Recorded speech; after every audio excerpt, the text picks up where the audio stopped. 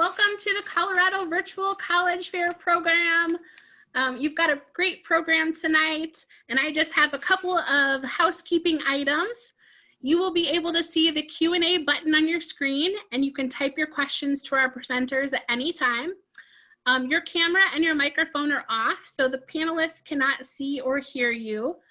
This is just one of the many different sessions being offered through the Colorado Virtual College Fair program, so make sure that you sign up for additional sessions. This presentation is being recorded and will be available within about a week at the same website where you registered. Now I'd like to turn it over to our presenters.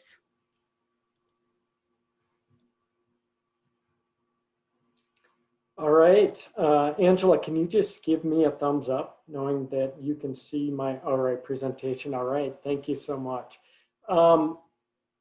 Welcome and good evening, and thank you for joining us. I've looked forward to this event for several weeks. I only wish it were in person. I hope you and your families are doing well during this crazy pandemic. If someone would have told us in January, February, we would have never believed them that this is what we'd be doing. But anyway, here we are. I am Clark Brigger. I am the Executive Director of Admissions at CU Boulder, and I get to look at this beautiful landscape every day that I come to work. As I advanced, whoops, I'm sorry. As I advanced this slide, I'm trying to get my mouse back. There we go. So in today's world, on anyone's website, you can find information that's displayed on this slide for almost any college or university. As a large public Research One institution, we receive a lot of federal and state research dollars to perform research, to do such things as help find a cure for COVID or fly satellites. Yes, our students really get a chance to do those things. We have wonderful research facilities and equipment, and you get to do things that are truly incredible. What does that mean to you? You have the opportunity to partner with our faculty in their research, which translates to experience and your future job search. Maybe your eyes landed on the number 7113 new first-time students. Yeah, as a large public Research One institution, we welcome a lot of students. Or maybe you went to the school and area college area in the lower left, which gives you an idea of our largest and our smallest colleges and schools. Or maybe you went to the race and ethnicity in the bottom right, which gives you an idea about our demographic of our incoming class.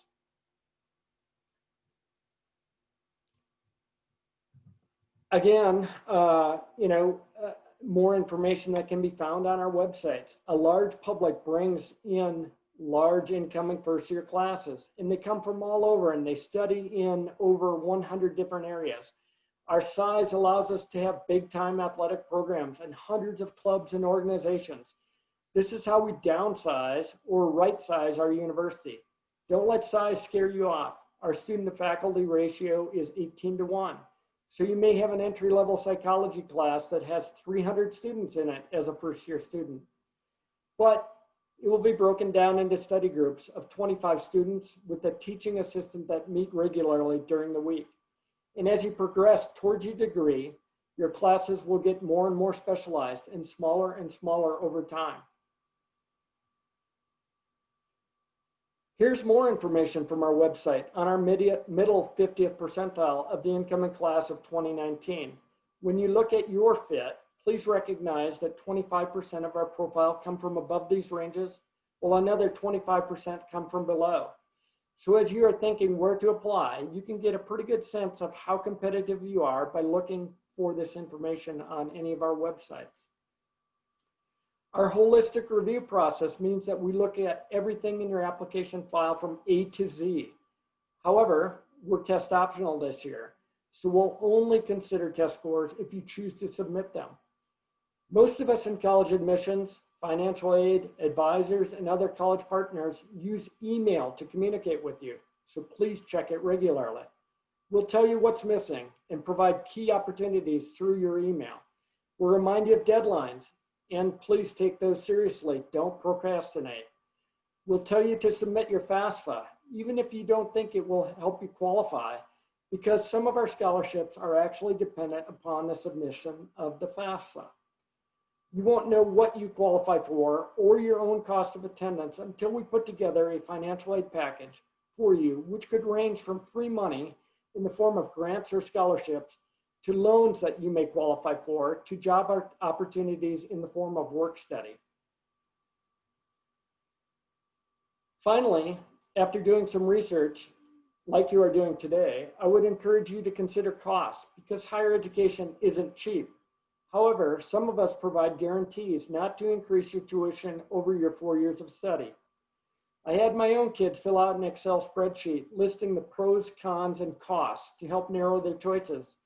And it allowed us a great opportunity to talk about what was within our budget. In the end, your choice needs to consider if an education at University X is worth the additional cost over College Y, which may be closer to your home.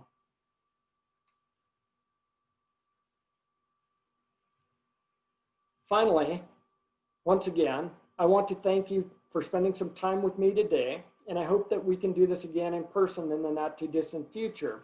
I'll be standing by in the question and answer period, and hopefully can answer some of your additional questions. In the meantime, go Buffs.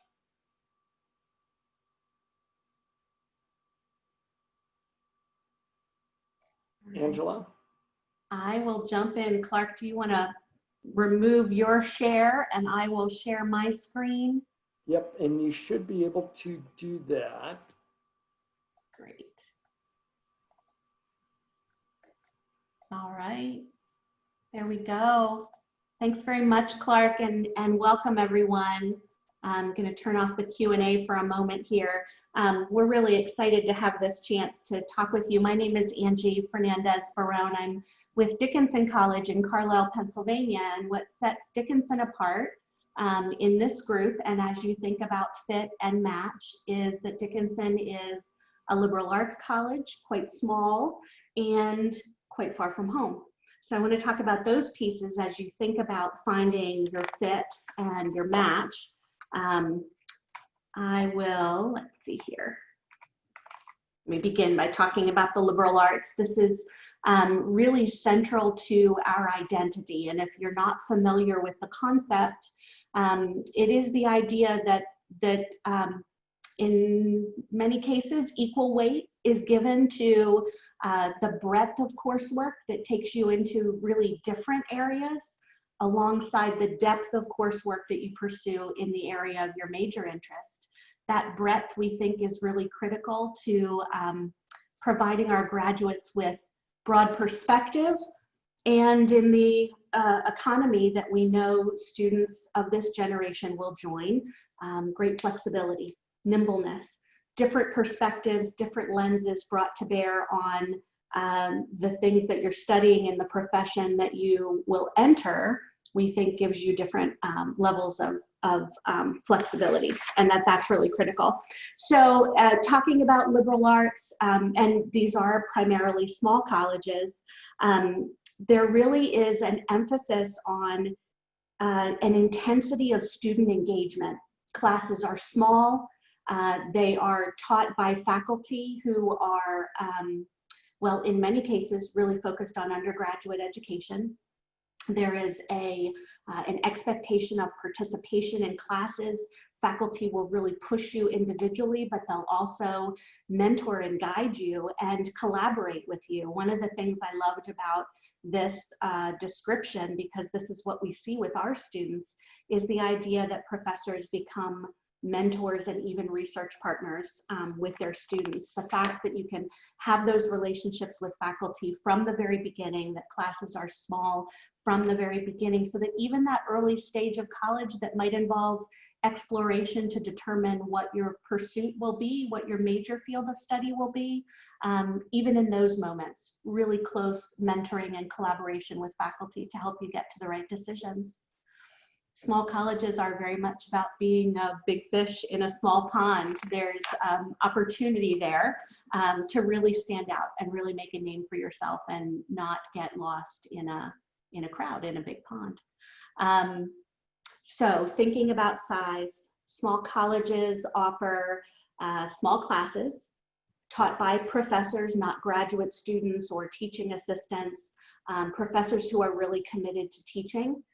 As I said, many of these small liberal arts colleges are completely undergraduate, and in many places like this, faculty are assessed not simply on their research, but on their teaching and even the feedback of their students. The teaching role of faculty is really central in these small undergraduate liberal arts colleges.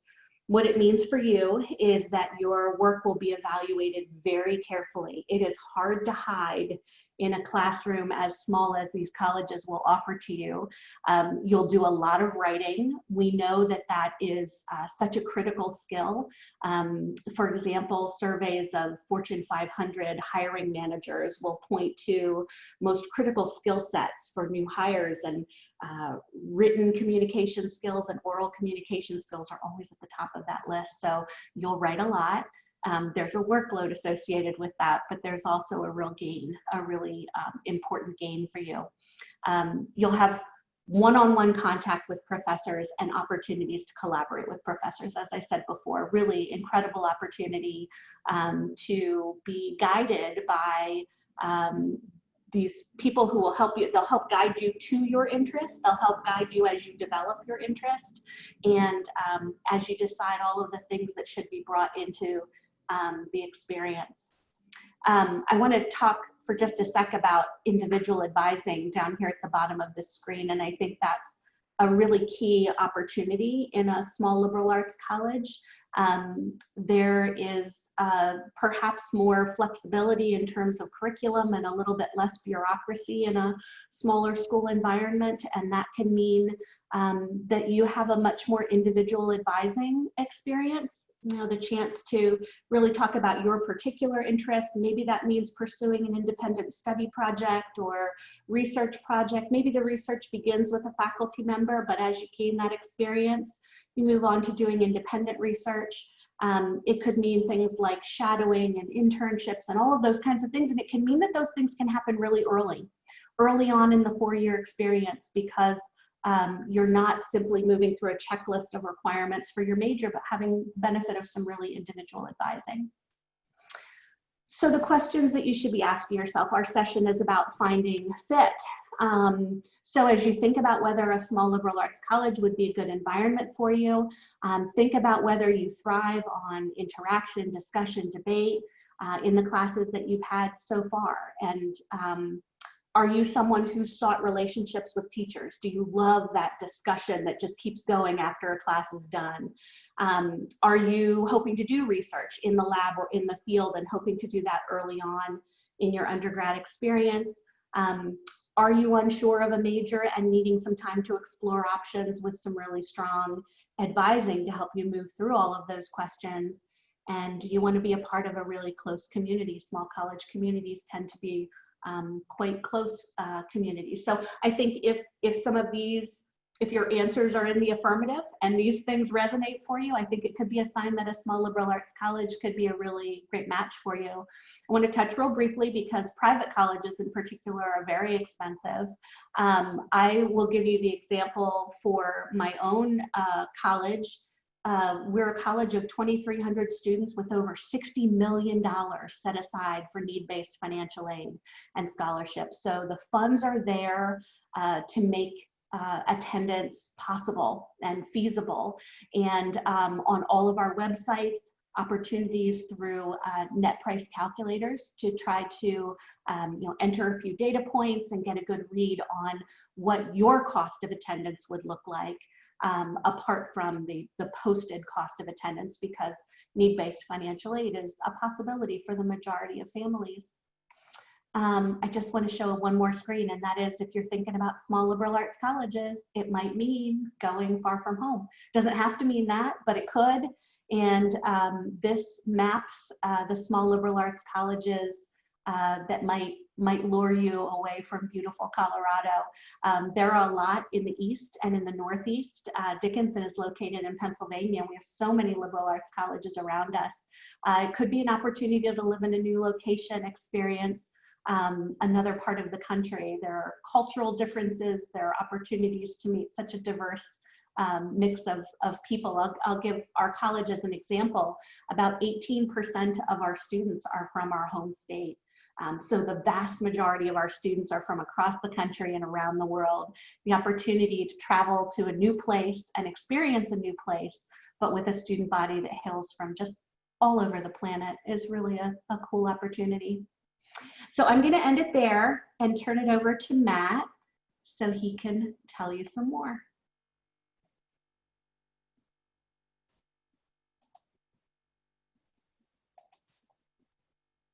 Thank you, Angela. Everyone, my name is Matt Gianeschi. I'm the Chief Operating Officer and Chief of Staff at Colorado Mountain College. Colorado Mountain College is actually a system of institutions. We have 12 campuses throughout the Central Rocky Mountains, but we are a public institution in the state of Colorado. And so let me give you a perspective of what it's like to consider, or the kinds of questions you might ask as you're considering one of our two-year institutions or a public access institution in Colorado, which is a different, we have a different process. As you think about, and one of the questions that was asked in the Q&A was from a student who asked, what do I do if where should I go if I don't know what to do? Something to that effect. And while I think that there are merits to attending many different kinds of institutions, I think that also you should make sure that you have at least one, if you're a student that's undecided, having at least one open access institution that's an affordable choice for you to go test college, for you to decide whether you want to go into the health sciences or into history or mathematics or maybe into a skilled trade. Those are important things for you to consider. Community colleges or access institutions, the benefit that we provide to many of our students is that typically our institutions are the lowest cost options that are available to students. And so the ability to attend is a lower risk for many students. They're able to attend a very affordable institution, often closer to their home, but not exclusively. Many of our institutions are residential, so you can go away to college and still have the opportunity to explore different kinds of options for you. In a previous life, before I came to Colorado Mountain College, I actually used to be one of the directors of the Daniels Fund. Some of you may be familiar, some of the students who are a part of this. I actually ran the scholarship side of that, the operations of the scholarship. So I got to speak with thousands of students every year and learn their stories and the kinds of things that they had on their minds and the aspirations they had. And I'll tell you the kinds of questions that I used to answer when they would come to me and say, where do I go and what should I do?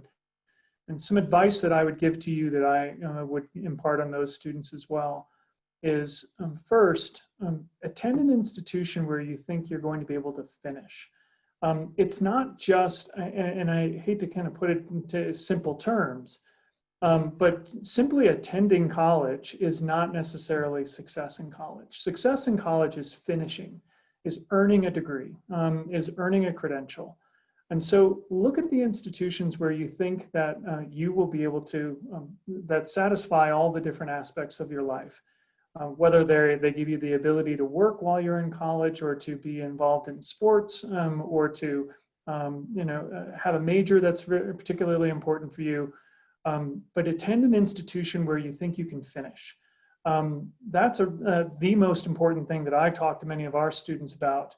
The second thing that I would say, and this is, and I think there are important aspects about attending institutions that are hard to put into words. That it's an emotion, it feels right, it's a good place, and it makes you feel welcome. And it's an inclusive place that makes you feel like you're a success just by being there. At the same time, I would ask you to also take a step back every once in a while as you're getting so much information about prestigious institutions and rankings and all of the things that seem to be so important when you're 17 and 18 years old. And yet when you become older like us who are on the call, and those of us who've got a few years under our belts, we recognize that where you went to college is particularly important maybe for your first job. It might be important if you're thinking about graduate school and having a fit with those kinds of programs. But in general, it doesn't really matter. And it matters that you graduate. It matters that you're successful. It matters that you have developed skills that will allow you to enter the workforce in any occupation that you find important. And so keep those in mind as you think about it.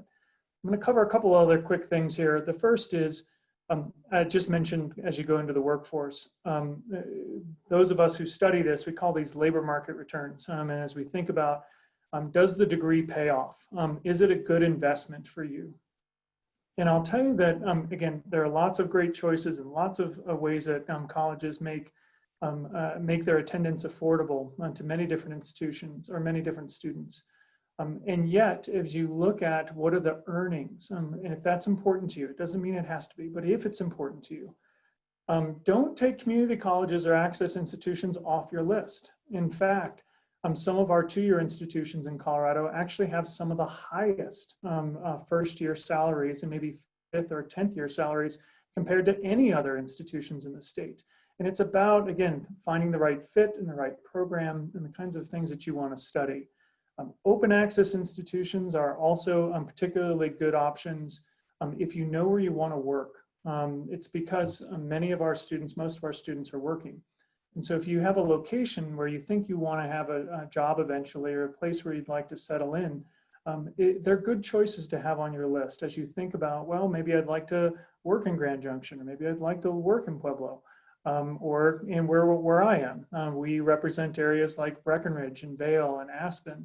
Maybe those are places you want to work in a resort community. It's important to start to build those connections before you graduate. And so attending an institution within those regions is often very beneficial to students. And then finally, let me give one note about Colorado institutions in particular. So if you're looking at access or two-year institutions, I would strongly encourage all of our Colorado students to place your public Colorado institutions high on your list. And it's because we have relationships with institutions like CU Boulder, who's on the call today. We have two programs that are very important to you. The first is called GT Pathways, and that's Guaranteed Transfer Pathways. Some of you may be familiar with this by taking those courses through concurrent enrollment in high school, but we guarantee that the courses that have a guaranteed transfer stamp is what we call it, a GT Pathways stamp. The courses at our institutions are guaranteed to transfer to places like CU Boulder, to Colorado School of Mines, to CSU, to Colorado Mesa. And so if transferring to one of those institutions is a goal of yours, attending a Colorado institution, a public access institution, is going to give you the assurance that those credits will transfer with you. You will be successful in making that happen.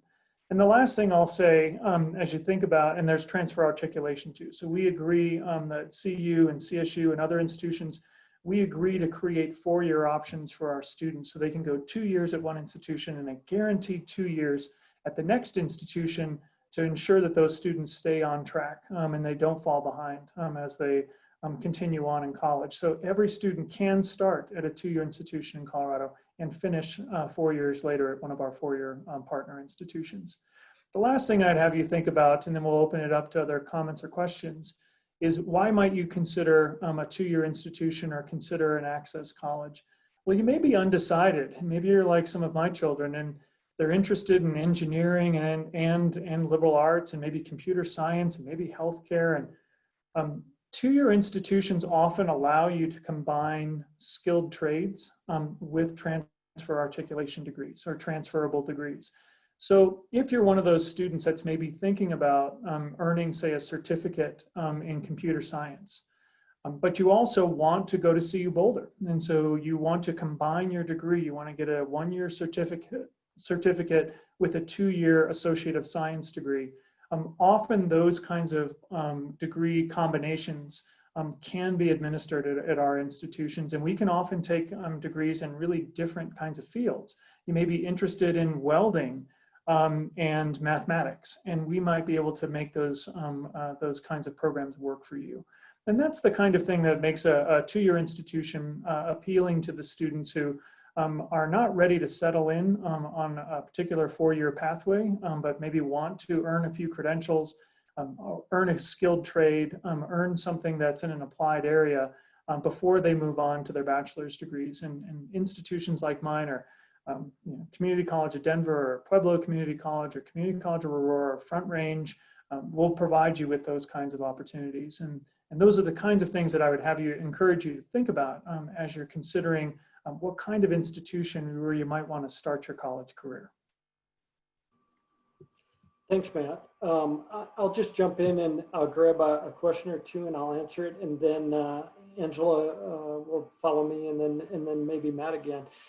There was a question by Austin about deferring, and I would say that most institutions, especially the large publics, but many of the private liberal arts colleges as well, have the opportunity for a student to defer. Usually that is good for about a year, but you want to check on that college's or university's website to try and figure out what the procedures are and when it can be done. But certainly, CU Boulder has that opportunity for students to defer for up to a year, basically by just notifying us in that respect.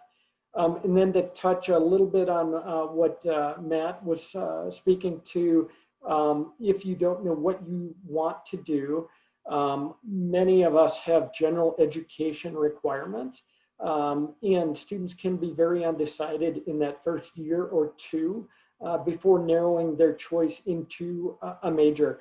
At CU Boulder, we call that the Program for Exploratory Studies, which is kind of a unique name for us, but I formerly worked at Penn State. They called it the Division of Undergraduate Studies. So again, both of those are undecided, and they provide all of the opportunities beyond that. You just accomplish a lot of your general education requirements in that first year or two as you explore different areas of college. Angela, I'll turn it over to you next.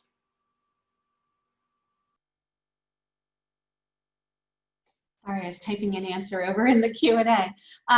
Great questions in the Q&A, and thank you all for posing those for us, posting those for us. So the thing that I would throw out about Dickinson or actually small liberal arts colleges, most often you hear that you have to declare a major by the end of sophomore year. These are typically places where you enter not in a particular major, not declared in a major, but the entire college keeps an open curriculum, typically a one college curriculum where you have access to all departments and time to explore. And in our case, we see about 2/3 of our students wait until sophomore year to declare the major, and they graduate in 4 years. Absolutely. So the norm is for the first year to be exploratory.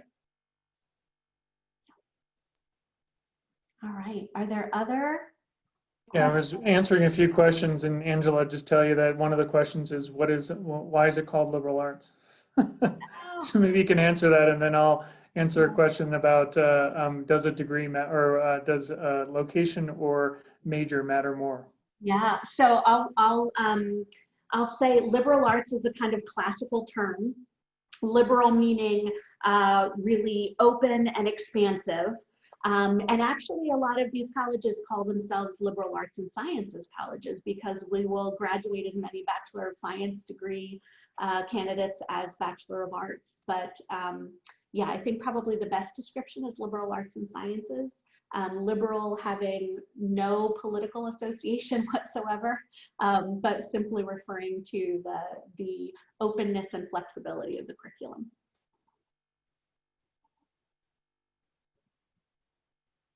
And Matt, you're going to talk. Yeah, I was just going to say, somebody put a question in the Q&A about which matters more, location of the college or the major or the degree. And unequivocally, it's the major or the degree. And I just want to give people a reference. I wish I had the link here ready. If you go to the Colorado Department of Higher Education's website, they prepare a report every year about earnings and outcomes for graduates of Colorado institutions. I used to work there, so it was a job that I had several years ago. And when we used to run that report, the number one thing for college earnings, hands down, was always your degree. And in fact, we found that there was very little difference between the highly selective institutions and the less selective institutions, or the small colleges and the big colleges. Majors earn about the same, more or less, but different majors earn very different salaries. So the starting salary of an electrical engineer is very different than the typical starting salary of, say, an English major.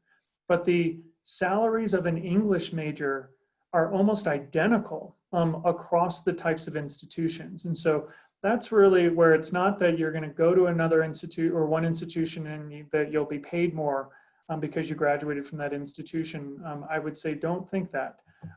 But if you're thinking about, do I study a particular a major or a program that's really important to you, then that would be by far the most important thing that you should put on your list, is where can you study the field or the degree or the discipline that will lead you to the career that you really want. And if I could I jump in and answer some questions about testing? And Clark, you brought up being test optional for this year, and I want to make sure that the seniors in this group know that the majority of colleges and universities in the US will not require test scores, that it will be optional for this class, the high school graduating class of 21, and many schools extending that to the class of 22 as well. Dickinson has been test optional since 1994. This is just part of how we do admissions work. Our focus is on high school performance, the rigor of coursework, performance in those classes, and then layered onto that recommendations, the student's application and essay, and all of the more qualitative pieces for a really holistic process. And Clark, I know you talked about a holistic admission process. That's really important to us, that it's not simply the numbers, but there is this more nuanced sense of a candidate that leads to an admission decision. I wanted to throw out there too, because this is something that I think we may see more and more of this year. Dickinson is one of 60 schools in the US that have announced they will be test blind, that our admission process will be test free. That means that where, as I said, we've been test optional for a long time, and that meant students could choose to submit scores or not. In this year, knowing how many students cannot gather test scores, simply cannot sit for an SAT or ACT, we have completely taken standardized testing off the table. We will not look at standardized test scores at all. So this year we've seen a huge movement toward test optional, recognizing the situation that you students are in, and trying to be realistic and supportive of the situation that you're in, and perhaps a bit of a movement toward a test-free process as well. Yeah, let me jump in and first of all acknowledge that there are just fantastic questions. Right now we have 37 in the queue. There's no way we will get to all of these, but we will get a transcript of this. So we will be able to reach back out with some answers after this. But I'll try and get a couple of real quick ones here. From Aiden, what is the range of AP scores that get credit at bigger universities like Boulder or CSU? We list all those on the website. They're actually mandated by the state in Colorado at the public institutions. Generally, a score of a 3 on an AP test will get you credit at CU Boulder and CSU. It may or may not apply towards your degree, but all that will be explained thoroughly on the website. And then Madison wants to know about sports scholarships. So I'll tell you, at a Division I school, and then Angela will maybe speak to Dickinson in that regard. But at a Division I school, you know, scholarships are hard to come by. You're going to have to be a really elite level high school athlete to get a monetary scholarship from us. You will be contacted by the coach and be recruited by the coach. If you are not on a coach's radar, you can always reach out to the coach. There are only windows of time that they can actually reach out to recruit you. but you are always free to send the coach like a YouTube video link or something of your performance in your stat sheet or something like that to get on their radar. Attending their camps is also something that is important to them. Again, to get on their radar, so then you become a recruited athlete with them. I'll turn it over to Angela. All right, and I represent a Division III school. And so there are still some rules around when you can be in touch with coaches, but frankly, the rules are a little looser. There's a little bit more room to move in terms of D3 recruitment. There is not money attached to D3 recruitment whatsoever. Strict NCAA rules on no funding being tied to athletics. So students who are athletes could also be the leaders and students that we want to give academic merit scholarships to, but no athletic scholarships. All right. Do you guys see other questions that you want to? Yeah, let me answer one that's specific to Colorado. There was a question about our test scores required to transfer from a 2-year to a 4-year institution. And the answer in general is no.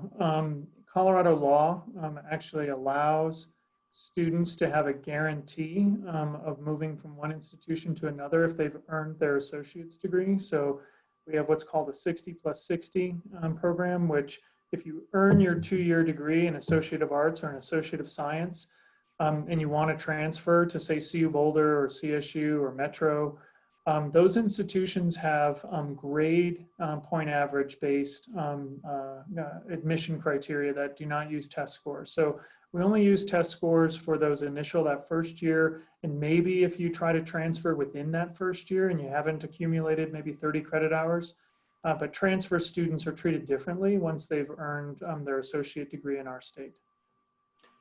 Thanks, Matt. I'll get this one from Christopher. Will I be able to take a tour of the school this year? So you're actually going to have to look on individual college and university websites to see, what is happening on that, location at that time. And things will continue to change, I'm sure, as this pandemic changes. So right now, as an example, CU Boulder is not offering information sessions or tours on campus. We are not encouraging students to come to campus, but if a student comes to campus on their own, they can certainly do a self-guided tour.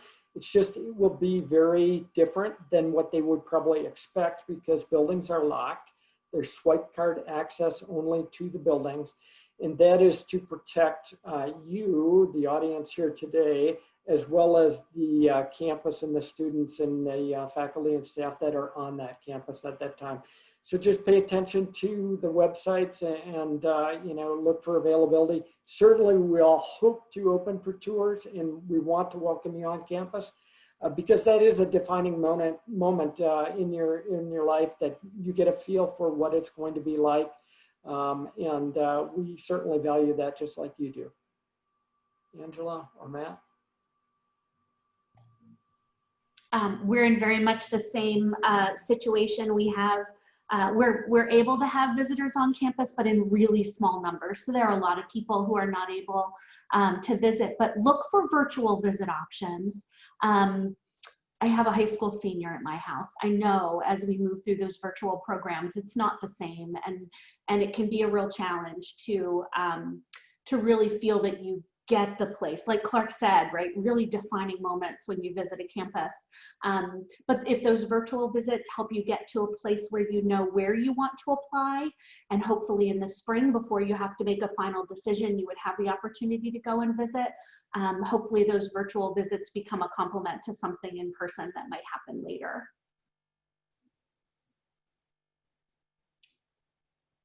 All right. Let me answer one, and then I'll ask the two of you to fill in. So the first question that I'll answer is, which institutions have good, or where should I choose a program, an education program? I have a somewhat specific answer for that. But then the question to prompt the two of you to begin thinking about is, what should a junior be doing now to get ready for admission? And that's really about selective college admission. So I'll leave that to the two of you. So for education, let me give you my specific answer to most of you would be, again, think about if you're, and I'm going to answer this on behalf of Colorado. If you want to teach, teaching requires a license in the state in which you intend to become a teacher. So making sure that you attend an institution that leads to licensure in the state in which you want to work. And that's an important thing to consider. You can go to a college out of state that you might earn the license in that state, and it may or may not be able to articulate back into Colorado very easily. Most of them do, and I don't want to suggest that that's not something that's very feasible, but it does require some extra work. And so that is something to consider, is to think about where you want to work. And then the second thing is, and I would just say, we run an education program at my college, and our students, 100% of our students are placed before they graduate in one of our local school districts. So if you, and so that's not so much about me as much about education is such an important area that oftentimes it will depend on where you think you'd like to teach, which district or a region. Because once you have to do your student teaching, it is very likely that where you do your student teaching, that's where you're often going to end up with a job offer. Is going to come from the district or from the school where you do that teaching. And that's very much the case where our students in the mountains, they often get hired by the school in which they're doing the student teaching. Because that's required for every single teacher, I would encourage all of you that are thinking about education to also think about where you might want to do your student teaching and where you might be satisfied, you might be happy if you're given a job offer, so that you can feel confident that that's a region where you're going to be comfortable. And that's just one thing to think about. It's not that you can't, of course, leave and go to, people from our region, of course, can go to Denver or Grand Junction or Pueblo or Colorado Springs. But if you're really happy and you like where you're doing your student teaching, that is a very likely outcome. That's the kind of thing that is pretty common. So I would just encourage you to think about where you think you might want to teach ultimately, and have that at least be in the back of your mind as you're making some choices about the education programs, given that they are pretty consistent from college to college. So Matt, you said that so well, and that's on our website, and I would say that should be on, and soon will be on other websites, because there was a change in the federal law with respect to licensure and where you can practice with degrees. So that should be more and more prominent no matter where you're looking now. And Matt, you had asked the question about what juniors should be thinking about. And I saw a question also from a sophomore wondering, what should I be doing right now? And I would say, first of all, enter into these conversations wherever you can to gather information and begin to form some ideas. The college fairs that will happen tomorrow night and the following night, I think will be an amazing opportunity, not only for seniors, but for juniors and for sophomores as well. And I would encourage sophomores and juniors to be thinking about the experiences that you're having right now and which ones really resonate for you. I talked about it a little bit in my presentation, but if you really like debating with your faculty and your classmates, and you really love having that push and pull in a classroom where it's small enough for that debate to happen, a small college might be great for you. If that sounds horrible and you would want your faculty just to step back, a small college might be terrible for you, right? So think about your high school academic experiences. Let that guide you toward the type of college that might be a great fit for you. If, for instance, you absolutely love your labs in your science classes, then research could be a really critical piece for you. You're going to want to look at research opportunities at colleges to find a place that would be a good match. So I think the thing sophomores and juniors could be doing right now is thinking about what works for you and what you enjoy most. And that doesn't have to be specifically, choice of a major, but even environment. And then begin looking at colleges close to home. Right? Look at a couple of schools, small, medium, large, you know, backyard, hour away, 2 hours away, begin thinking about some of those factors. And then, you know, if you decide that you like a particular kind of school, you might eventually look across the country for places that look like that, but your backyard is the place to start. Do you guys agree?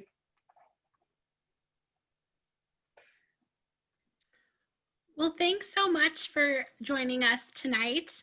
When you close this window, there'll be a link with a very quick 4-question survey. We'd love to see and hear any feedback that you can provide. Also, as Angela mentioned, this is just one of the many sessions being hosted, so be sure to sign up for additional sessions that you might be interested in. In about a week, you'll be able to find this session's recording, as well as any of the other session recordings on the website where you signed up. Have a great night, guys.